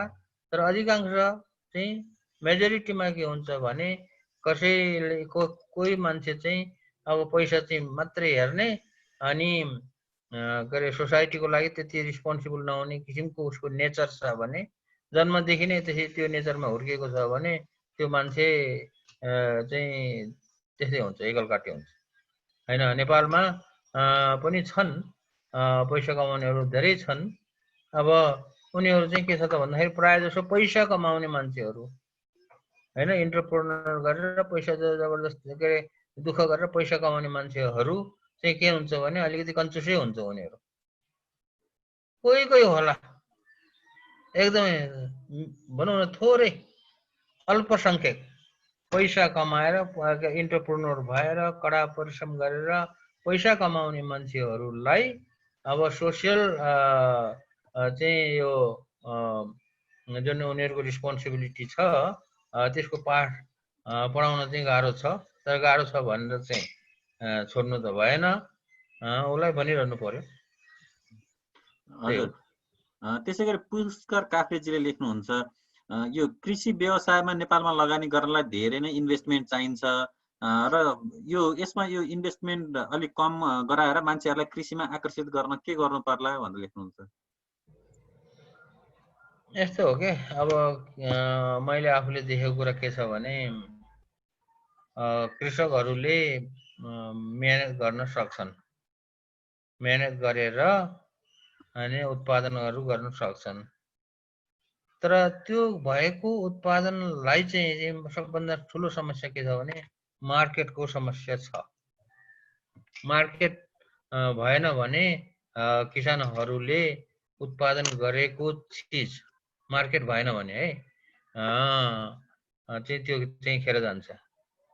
त्यस कारणले अब यो कृषिलाई चाहिँ अलिकति विस्तार गर्ने, कृषकहरूलाई चाहिँ हौसला गर्ने, कृषकहरूको चाहिँ उत्थान गर्ने हो भनेदेखि हामीले चाहिँ एउटा कुरा चाहिँ अरू कुराहरू पनि ख्याल राख्नुपर्छ। तर मुख्य प्रमुख कुरा चाहिँ ख्याल राख्ने कुरा के हो भने बजार व्यवस्था चाहिँ राम्रो हुनुपर्छ। बजारसम्मको चाहिँ पहुँच, बजारमा एक्सेस चाहिँ राम्रो हुनुपर्छ।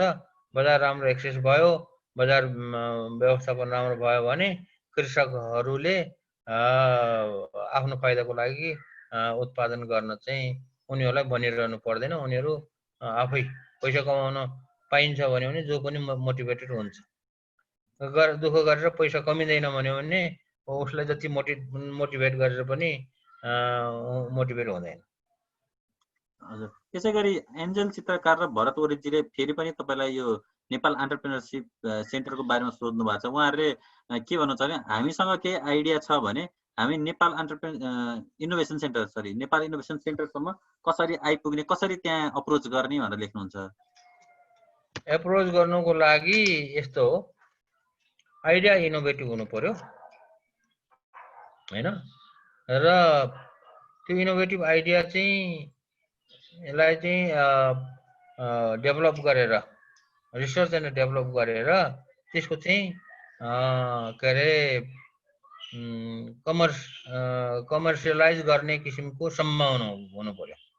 रिसर्च गरेर कुनै चिज पत्ता लगायो, कुनै चिज निकाल्यो, भोलि चाहिँ त्यो बजारको त्यसको बजार हुँदैन भन्यो भनेदेखि त्यस्तो चिजमा राष्ट्रिय आविष्कार केन्द्रले हात हाल्दै हाल्दैन।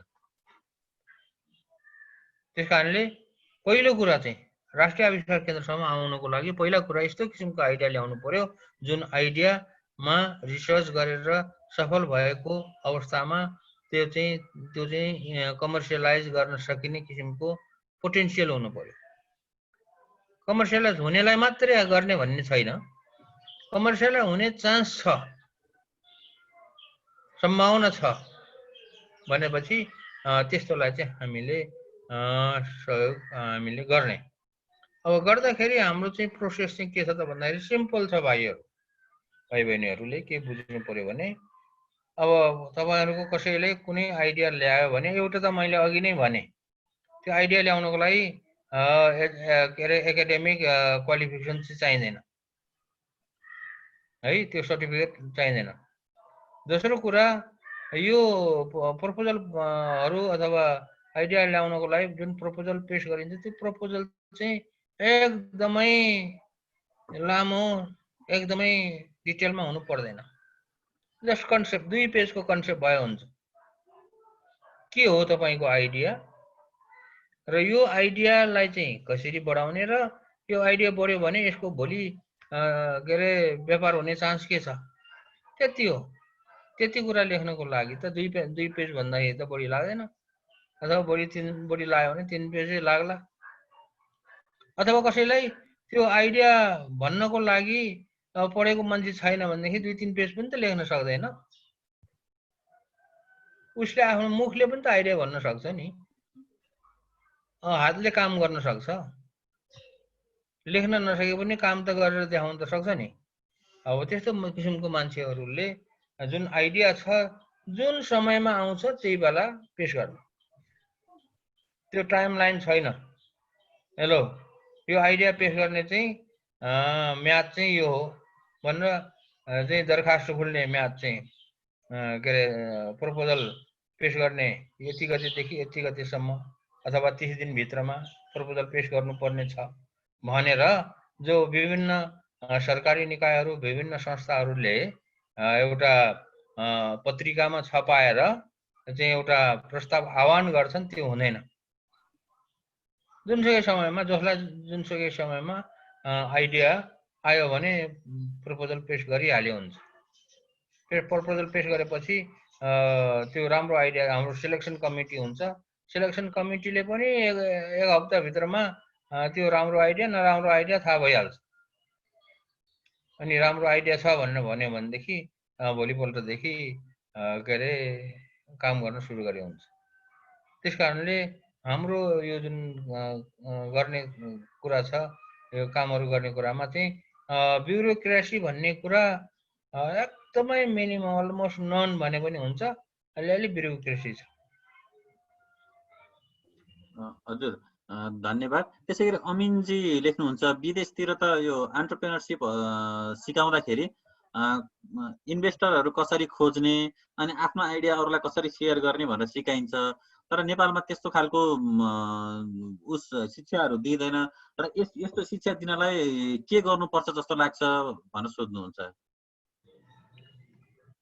त्यही हो के, अब एन्टरप्रेन्योरशिप इन्भेस्टर कति खोज्ने भने त्यो चाहिँ कस्तो हो भने त्यो एकाडेमिक कुरा भयो क्या, पढाउने कुरा भयो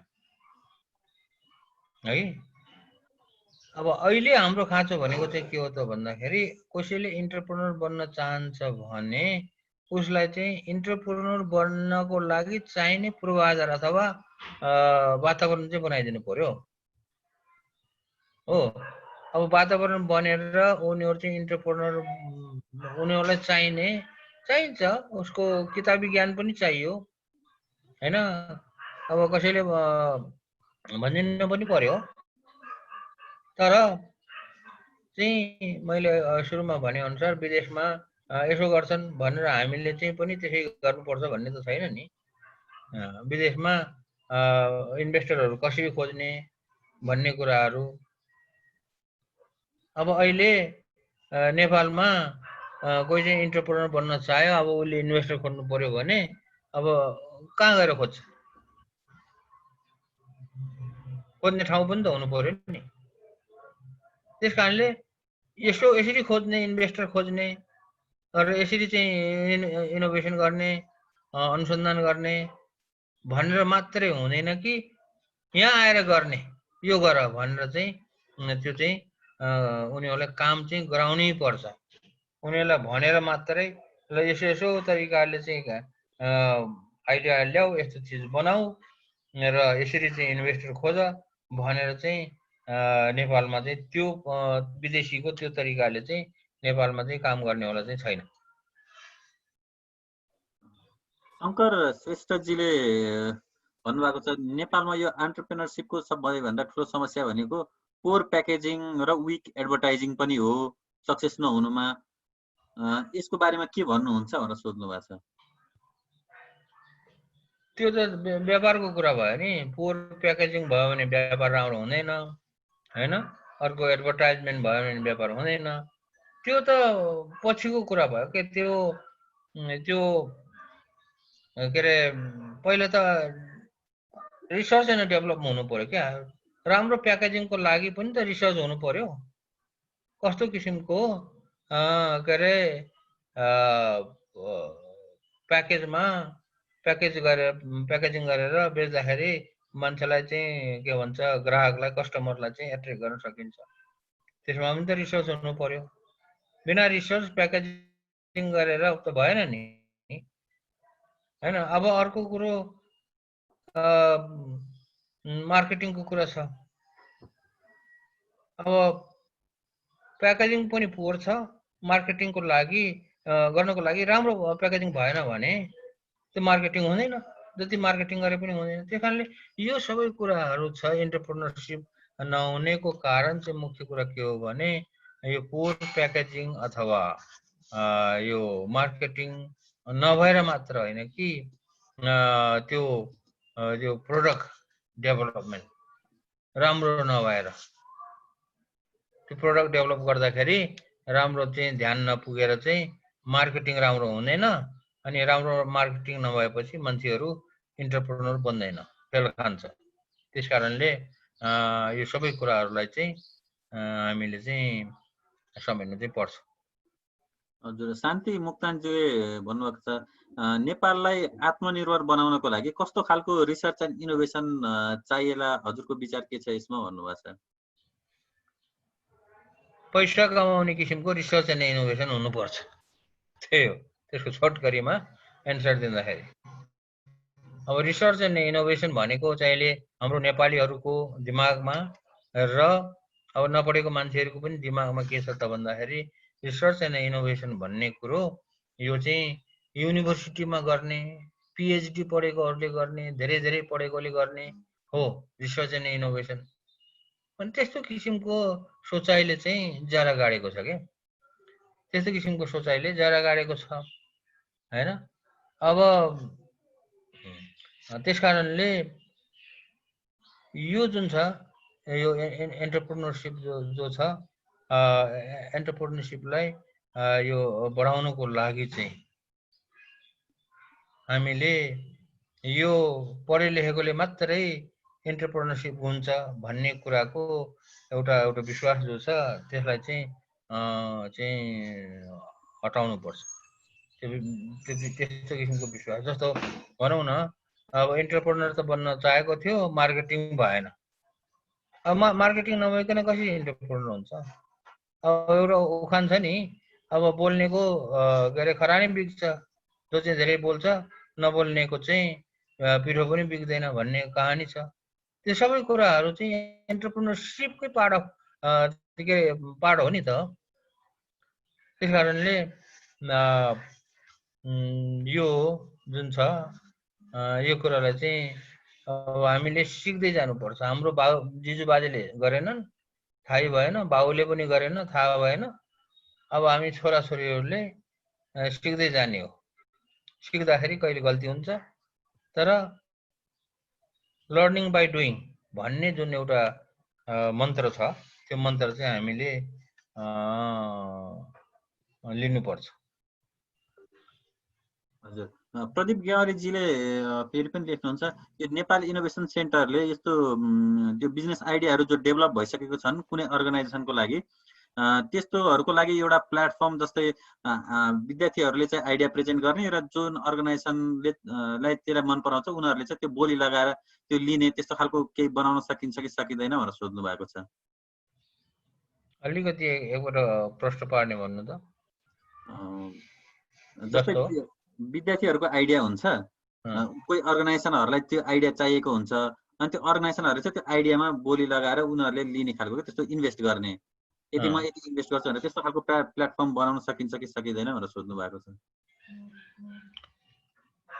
त्यो चाहिँ आइडिया हन्टिङको कुरा भयो होइन। अर्गनाइजेसनहरूले आइडिया हन्टिङ गर्ने भन्ने हुन्छ। आइडिया हन्टिङहरू गर्दाखेरि विभिन्न किसिमको यो प्रपोजलहरू आह्वान गर्छन् कुनै एउटा टाइमलाइन टाइम फ्रेममा र चाहिँ त्यस्तो किसिमको कम्पिटिसनहरू गराउँछन्। हामी चाहिँ के भन्छौँ भने त्यो पनि गर्नुपर्ने हुन्छ, तर हामी चाहिँ के भन्छौँ भने हामी चाहिँ त्यसरी कुनै टाइममा मात्रै लिमिट भएर बस्ने होइन होइन।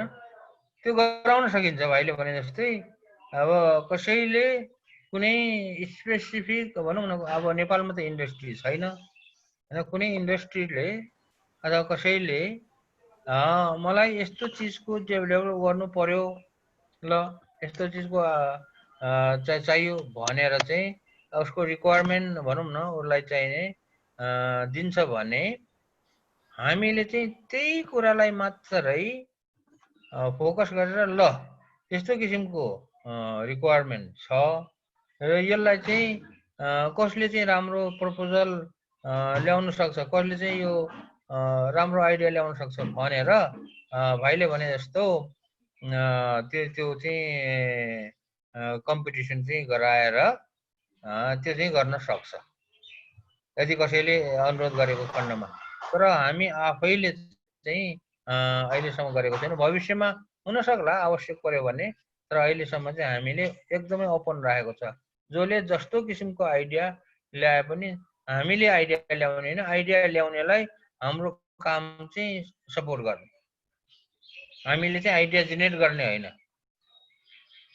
आइडिया चाहिँ जो इनोभेटर हो, इनोभेटरले आइडिया जेनेरेट गर्नुपर्छ र त्यो आइडिया राम्रो छ भने हाम्रो काम भनेको सपोर्ट गर्ने भनेर भनिएको छ। तर त्यस्तो किसिमको पनि रिक्वायरमेन्ट अनुसार कसैलाई यो चाहियो भने, त्यस्तो किसिमको चिजहरू चाहियो भने हामीले त्यो गरिदिन सकिन्छ। त्यसै गरी अर्को एउटा प्रश्न छ, यो उद्यमशीलता विकासको लागि विश्वविद्यालयहरूको दायित्व कस्तो हुन आउँछ भनेर सोध्नु भएको छ। विश्वविद्यालयले चाहिँ अब हुनु त अब विश्वविद्यालय भन्ने बित्तिकै यो चाहिँ एकाडेमिक इन्स्टिट्युसन्स हो, पढ्ने पढाउने होइन।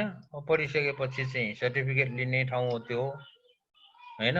अब विश्वविद्यालयले अहिलेसम्म हाम्रो विश्वविद्यालयले गरेको कुरा के छ भने बस कोर्स एउटा डेभलप गर्ने, त्यो कोर्स पुरा गर्यो भने त्यसलाई चाहिँ क्रेडिट दिने र सर्टिफिकेट दिने भन्ने छ। सायद इन्टरप्रेन्योरसिपकै कुरा होस्, चाहे जुनसुकै पनि विषयमा होस्, उद्यमशीलताकै विषयमा होस्, यसले उद्यमशीलता भन्ने विषय चाहिँ को कोर्स नम्बर यति क्रेडिटको पास गरेको हो भन्ने चाहिँ अहिलेसम्म के अरे यो विश्वविद्यालयहरू एकाडेमिक इन्स्टिट्युसन्सहरू त्यतिमै सीमित छन्, तर त्यतिले चाहिँ पुग्दैन। यो एउटा कोर्स गरेर त्यो प्र्याक्टिकल्ली पनि त्यसको चाहिँ विकास गर्नुपर्छ क्या। एउटा मेन्टली चाहिँ उनीहरूलाई प्रिपेयर गरेको जस्तो त भयो, तर प्र्याक्टिकल्ली युनिभर्सिटीहरूले इन्टरप्रेन्योर नै बनाउने हो भने उनीहरूलाई इन्टरप्रेन्योर बन्ने किसिमको वातावरण चाहिँ जुनसुकै पनि विषयको, चाहे त्यो बिजनेसमा होस्, चाहे इन्जिनियरिङमा होस्, चाहे हेल्थमा होस्, चाहे एजुकेसनमा होस्, जुनसुकै पनि फिल्डको त्यस्तो किसिमको वातावरण चाहिँ बनाइदिनु पर्छ, जुन कुरा अहिले चाहिँ छैन। गर्नुपर्ने चाहिँ युनिभर्सिटीले हो। युनिभर्सिटीले नगरेको हुनाले अहिले हाम्रो युनिभर्सिटीबाट भाइ बहिनीहरूले युनिभर्सिटीबाट पढेर पास गर्ने बित्तिकै, ग्रेजुएट हुने बित्तिकै अब चाहिँ विदेश जाने चाहिँ तर्खर गर्नु मुख्य कारण नै त्यही हो। युनिभर्सिटीमा पढाउँदै उद्यमशीलताको लागि के अरे किताब पढाउने मात्र होइन, प्र्याक्टिकल पनि गराउने, यताउता गर्ने हो भने सबै चाहिँ नेपालमा नबसे पनि केही त बस्थे होला नि, पढिसकेपछि केही न केही गर्थे होला, उद्यमी बन्थे होला, तर त्यो छैन। त्यो नभएपछि अनि विदेश जानुपर्ने कारण चाहिँ त्यही हो। हजुर, हामीलाई ईश्वर खत्रीजीले सोध्नुहुन्छ, हामीहरूले विभिन्न यो साना उद्योगहरू मार्फत केही उत्पादन गर्छौँ, तर केही समयपछि विदेशबाट त्योभन्दा सस्तो मूल्यमा धेरै निर्यातहरू हुन्छन् र सरकारले यसमा पनि सपोर्ट गर्दैन। यस्तो बेलामा हामी कसरी बाँच्ने, सर्भाइभ गर्ने यो साना उद्योगहरू भनेर सोध्नु भएको छ। त्यो चाहिँ एउटा के हो भने एक्सक्युज जस्तो पनि हो र त्यो वास्तविकता पनि हो। एक्सक्युज कुन मानेमा हो भने अब केही गर्दा गर्दै अल्छी लाग्यो भने होइन, गर्न त खोजेको हो मैले बनाएको भन्दा विदेशबाट आएको महँगो भयो, त्यस कारणले भनेर त्यो एक्सक्युज भनौँ न जस्तो पनि हुनसक्छ, तर वास्तविकमा त्यो पनि हुनसक्छ। अहिले राष्ट्रिय आविष्कार केन्द्रमा हामीले के भनिरहेको छौँ भने कुनै नयाँ हुँदै नभएको इनोभेसन गर्नु पर्दैन। अहिले भइरहेको कुनै चिजको पनि इनोभेसन गरेर मार्केटसँग कम्पिट हुने किसिमले प्रोडक्ट डेभलप गरेर त्यसको चाहिँ प्रोडक्सन गरेर कमर्सियलाइज गर्ने भनेको छ हो।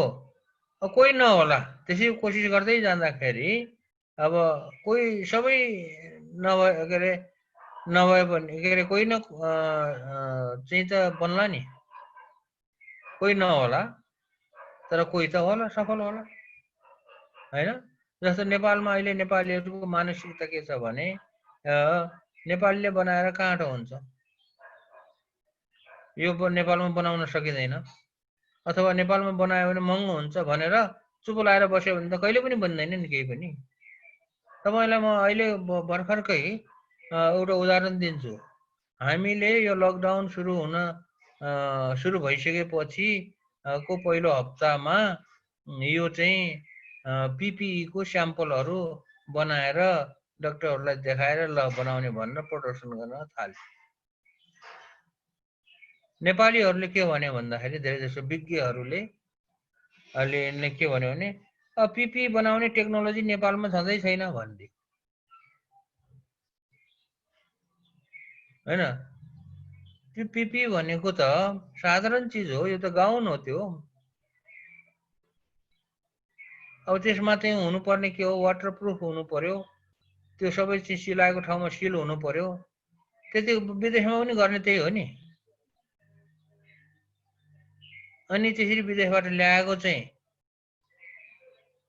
अहिले मार्केटमा बेचिरहेका छन् रे, हेरेर विभिन्न चिज हेरेर 5-6 हजार 8-10 हजार हरू पनि पर्ने PPEहरू पनि छ अरे, साधारण 3-4 हजार पर्ने PPEहरू पनि छ अरे।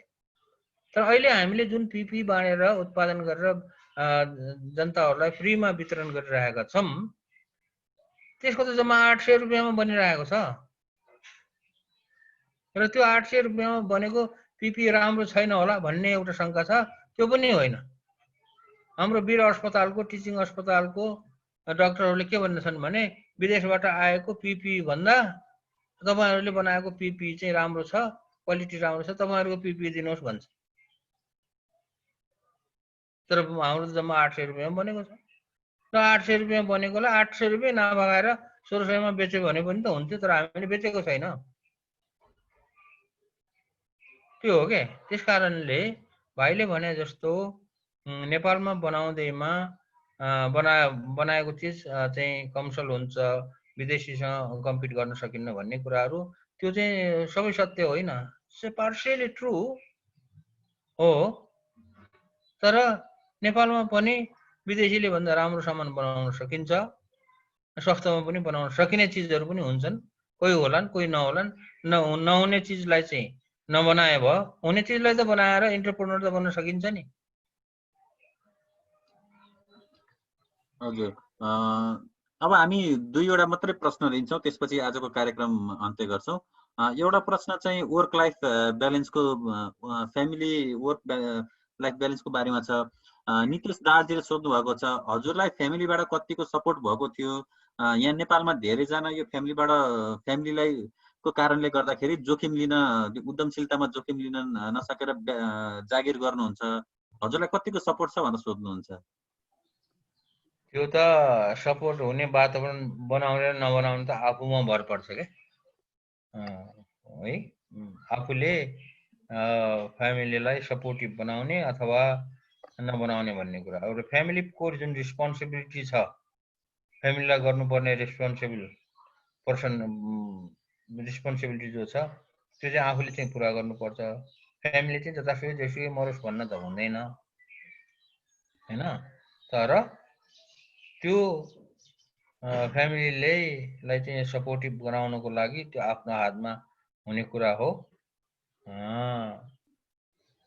त्यसकारणले मैले जो गरिरहेको छु, मैले त्यति गरिरहेको छु। आफ्नो काम पनि गरिरहेको छु, फ्यामिलीलाई पनि ल उनीहरूलाई पनि खुसी नै बनाउनु पर्छ। फ्यामिलीलाई चाहिँ फेरि माया मार्न चाहिँ हुँदैन। हजुर, अब म एउटा अन्तिम प्रश्न लिन्छु। समीर राज भण्डारीले लेख्नुहुन्छ, नेपाल इनोभेसन सेन्टरबाट लगानी भएर कमर्सियली मास प्रोडक्सनमा गएको कुनै आइडिया छ, अथवा त्यसलाई कसरी इनोभेसनमा कसरी सेयर गर्यो, इन्भेस्टमेन्ट कसरी गर्यो यो नेपाल इनोभेसन सेन्टरले, यो सेयर इक्विटीको प्रावधान के थियो भनेर सेयर गर्न मिल्छ भनेर सोध्नु भएको छ। अहिलेसम्म लकडाउन सुरु हुनुभन्दा अगाडिसम्म, अघिल्लो दिनसम्म राष्ट्रिय आविष्कार केन्द्रमा 34वटा किसिमको विभिन्न कामहरू भइरहेको थियो। र जुन कुरा त्यसको लिस्ट हेर्ने हो भने भाइहरूले हाम्रो वेबसाइटमा गएर हेरे पनि हुन्छ, nicnepal.org भनेर, nicnepal.org भनेर त्यहाँ वेबसाइटमा गएर हेर्यो भने त्यहाँ चाहिँ विभिन्न प्रोजेक्टहरूको लिस्टै छ। र त्यो 34-35 किसिमको लिस्टहरू मध्येमा 4-5वटा जति 6वटा जति प्रोडक्ट डेभलपमेन्टको कुराहरू थियो। त्यो चाहिँ झन्नै सक्सेस होला जस्तो थियो हैन। र अब तिनीहरूलाई चाहिँ फाइनलाइज गरेर अब 2-4 महिनाभित्रमा एकैचोटि लार्ज स्केलमा प्रोडक्सन गर्ने त होइन, तर मार्केट टेस्टिङको लागि केही प्रोडक्सन गरेर मार्केट टेस्टिङ गर्ने भन्ने त्यो उसमा चाहिँ हाम्रो प्लानमा थियो। तर कोरोना सुरु भइसकेपछि हामी चाहिँ फुल्ली चाहिँ कोरोनाको विभिन्न चिजहरू, कोरोनालाई रोकथामको लागि चाहिने पिपीदेखि लिएर बुथहरू, अरू चिजहरू, धेरै चिजहरू बनाउनमा नै फोकस भयो। र अहिलेसम्म त्यो हेरेको छैन। अब यो कोरोनाको जुन छ समस्या चाहिँ अलिकति हल भयो भने, कम हुँदै गयो भने बल्ल हामी चाहिँ त्यो गर्छौँ। तर केही नभए पनि त्यो 34-35 किसिमको कामहरूमा नभए पनि 4-5 किसिमको काम त सफल हुन्छ। र त्यसलाई चाहिँ हामीले एकैचोटि ठुलो इन्डस्ट्रियल, अब अहिले हामीले बनाउने भनेको चाहिँ साह्रै ठुलो चिज होइन क्या, भर्खरै सिक्दैछौँ। एकदमै वर्ल्ड मार्केटमा चाहिँ बजार पिट्ने किसिमको सामान त बन्दैन, तर यो त जस्ट लर्निङ। यो जो सामानहरू छ अहिले बनाउने सामानहरू, यो सिक्ने क्रममा बन्ने चिजहरू हो। र त्यो ह्युज मार्केट पनि नहोला, तर द्याट्स द फर्स्ट स्टेप हो। र so we have to go a long way, जानुपर्छ। र जानको लागि चाहिँ अब हेर्दै जाउँ, जो चाहिँ एकदमै पर्सिस्टेन्टली होइन काम गर्छ ऊ चाहिँ सफल हुन्छ। जो चाहिँ एउटा दुईटा यसो बनाएर भाग्छन् ती चाहिँ हुँदैनन्। अहिले राष्ट्रिय आविष्कार केन्द्रमा पनि यता यो 34-35वटा किसिमको कामहरू त अहिले भइरहेको त त्यो गरिरहेको कुरा हो। कति भाइहरू त्योभन्दा बढी कति भाइहरू आउँछन्, 2-4 दिन, हप्ता 10 दिन चाहिँ यसो काम गर्छन्, प्रयास गरेको जस्तो हुन्छ, अनि उनीलाई चाहिँ दिक्क लाग्छ, अनि दिक्क लागेर चाहिँ भाग्छन्। त्यो पनि भइरहेको छ, त्योभन्दा धेरै कामहरू।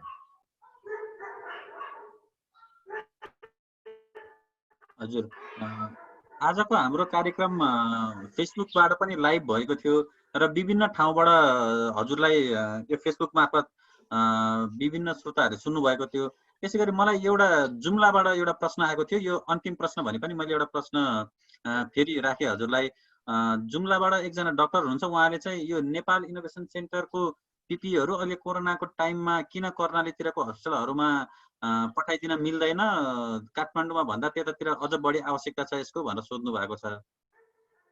58वटा जिल्लाहरूमा यो गइसकेको छ।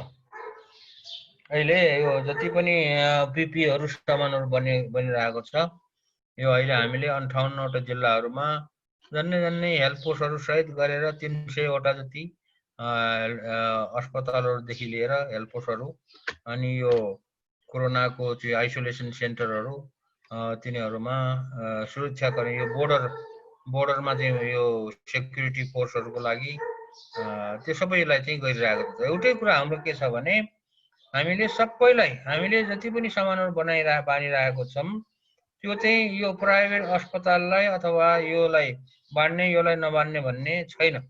जसलाई आवश्यक छ बाँड्ने। तर कुरा के छ भने हामीले चाहिँ घर घरमा ठाउँ ठाउँमा पुर्याउन चाहिँ सक्दैन। जसले चाहिँ एउटा साधनको व्यवस्था गरेर राष्ट्रिय आविष्कार केन्द्रमा फोन गरेर आएर आउँछ, उसलाई चाहिँ हामीले धेर थोर सकेसम्म सक्ने सहयोगहरू चाहिँ गरिरहेको छ। तपाईँले भने जस्तै कर्णालीलाई पनि पक्कै गरिन्छ। अहिले जहाँसम्म मलाई थाहा छ यो हाम्रो दाङतिर भयो, यो त्यो दैलेखमा पनि हाम्रो सामानहरू पुगिरहेको छ।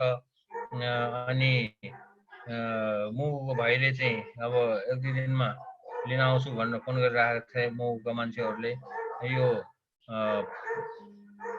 भनौँ न धेरै ठाउँमा चाहिँ गइरहेको छ। र अहिले खास गरी अहिले हाम्रो चाहिँ अलिक बढी फोकस चाहिँ केमा गरेको छ भने यो तराई एरियामा, जहाँ चाहिँ अहिले 200-300वटा यो उसहरू भयो, त्यहाँ चाहिँ अहिले चाहिँ हामीले बढी फोकस अलिक बढी चाहिँ त्यतातिर दिइरहेको छ। अहिले जहाँ चाहिँ कम छ त्यहाँ चाहिँ अलिक कम दिइरहेको छ, जहाँ चाहिँ अहिले बढी चापिरहेको छ त्यहाँ चाहिँ अलिक बढी दिइरहेको छ। तर नदिने भन्ने होइन, जोसुकैलाई पनि। यहाँ धेरैले मलाई के भनिरहेको छन् भने यो प्राइभेट अस्पतालहरूलाई अथवा यो पैसा दिन सक्नेहरूलाई त पैसा लिएर दिनुपर्छ भनेछ। हामीले के भनिरहेको छ भने पैसा भन्ने कुरा जसलाई मन लाग्छ दिन सकिन्छ, तर यो चाहिँ यतिमा सामान बेचे जस्तो, चाउचाउ बेचे जस्तो यति पैसाको यो सामान भनेर हामी चाहिँ भन्दैनौँ भनेर भनिरहेको छ। धेरै धेरै धन्यवाद। आजको यस सेसनमा आइदिनु भयो र विभिन्न पार्टिसिपेन्टहरूका प्रश्नहरूलाई क्लियर गराइदिनु भयो हजुरले। उहाँहरूले यहाँबाट धेरै फिडब्याकहरू पाइरहेको छु मैले, र हजुरलाई यो सेसनमा आइदिनु भयो धेरै धेरै धन्यवाद। ल धन्यवाद। पछि पनि केही जिज्ञासाहरू पार्टिसिपेन्टका रहेछन् भने हामी तपाईँसँग इमेल मार्फत पुर्याउनेछौँ। सोध्ने कुरा चाहिँ जहिले सोधे पनि हुन्छ, जहाँ सोधे पनि हुन्छ। त्यसको लागि चाहिँ कुनै टाइमलाइन छैन। जसरी मैले भनिरहेको छु नि, आविष्कार केन्द्रमा प्रपोजल पेश गर्नु पर्यो भने जहिले पेश गरे पनि हुन्छ। अब राष्ट्रिय आविष्कार केन्द्र एउटा कुरा यो पनि बुझ्नु कि यो 24 घण्टा खुला हुन्छ, कहिले पनि बिदा हुँदैन। यहाँ यो कोरोनाको लकडाउनमा पनि 24 घण्टा खुला छ। त्यहाँ मैले जो पिपी लिन आउने मान्छेहरू अथवा अरू सामानहरू लिन आउने मान्छेहरूले उनीहरूले फोन गरेर सोध्छन् कि कति बजेदेखि कति बजेसम्म खुल्छ भन्छ। 24 घण्टा खुल्छ, जतिखेर मन लाग्छ जाऊ भन्छु म चाहिँ। त्यस कारणले यो मलाई कुनै प्रश्न सोध्नु छ भन्ने पनि जहिले सोधे पनि हुन्छ। त्यहाँ चाहिँ यो बेला सोध्ने, यही बेला यो आज चाहिँ यसरी चाहिँ के अरे कन्फरेन्सिङ गरेको बेलामा सोध्ने, अरू बेला नसोध्ने भन्ने हुँदैन। ल धन्यवाद। हजुर धन्यवाद। हामी अब छुट्टिन्छौँ सर। ल त ल। र विद्यार्थीहरूलाई हाम्रो भोलिको कार्यक्रमको बारेमा म पछि जानकारी गराउने छु एकछिनपछि इमेलबाट। र रविजीले केही